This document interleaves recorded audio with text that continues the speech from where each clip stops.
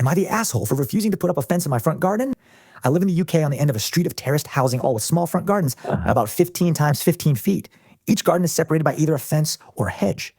When I moved in, there was a hedge between mine and the neighbor's garden, definitely on my side of the dividing line. After a half-decade of living here, the hedge had become disheveled looking and definitely needed to come down. I'll admit, I wasn't the best when it came to maintaining it. However, my neighbor both refused to care for the side of the hedge facing her garden because it was my hedge, while also refusing to allow me into her garden to trim or maintain it. About 2 weeks ago, I decided that I'd had enough of the unsightly beast since it looked pretty bad and dropped loads of leaves in my garden every year or so. I got rid of it. Doing this really upset my neighbor, who said that the hedge was the only thing denoting where my garden ended and hers began. This is not true. My garden has beds for plants around the edges, and the one bordering her garden stops at the line of her small lawn area. You can tell whose garden is. Whose? She said that I had the responsibility of getting a fence to divide the gardens since I was the one who cut down the hedge. I said I didn't want to get a fence and that if she wanted one so badly that she should get one herself. For some reason, this made her really angry. I really don't think this is that big of a deal. If she wants a fence, then she can get a fence.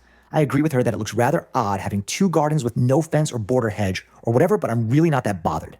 I spend most of my time either inside, not looking at the border between our gardens, or at work, also not looking at the border between our gardens. AITA.